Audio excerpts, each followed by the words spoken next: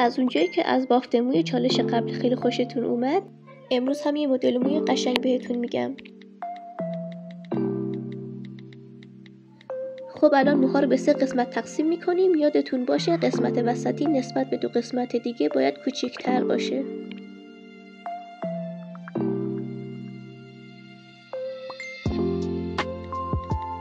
خب الان از قسمت سمت راست یه تیکه مو از گوشه مو جدا میکنیم. بعد همون قسمت رو از روی همون دسته سمت راست رد میکنیم و بعد از زیر دسته وسطی رد میکنیم و به دسته سمت راست اضافهش میکنیم. خب الان نوبت دسته سمت چپیه. یه قسمت مو از دسته سمت راست رو جدا میکنیم. حالا این تیکه مو رو از زیر همون دسته سمت راست رد میکنیم و حالا اون تیکه رو از روی دسته وسط رد میکنیم و به دسته سمت راستی اضافهش میکنیم. خب الان دوباره از قسمت سمت راستی یه تیکه مو رو جدا میکنیم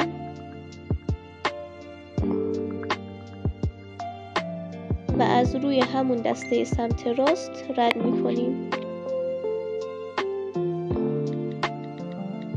و بعد از زیر دسته وسطی ردش میکنیم و به دسته سمت چپ اضافه میکنیم.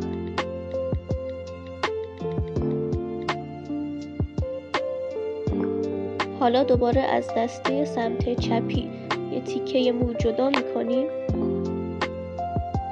از زیر همون دسته سمت چپی ردش میکنیم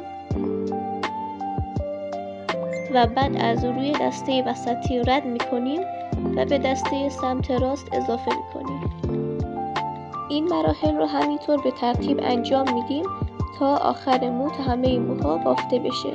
اگر در حین کار دیدین که موها داره میچرخه اشکالی نداره، شما موها رو همینطور سفت بگیرین و این مدل به خاطر بافتی که داره یه جوری انگار داره میچرخه، ولی شما اونو نچرخونینش، همینطوری مستقیم ببافینش.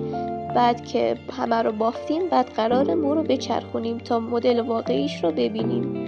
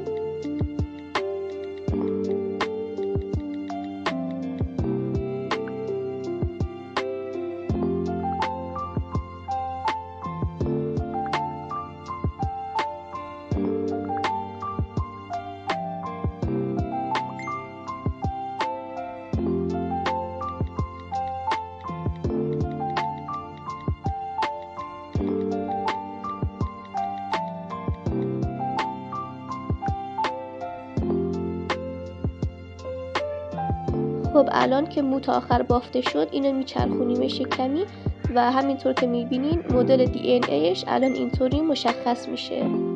ما واسه این آموزش کلی زحمت میکشیم، پس لطفاً لایک کنین و سابسکرایب کنین.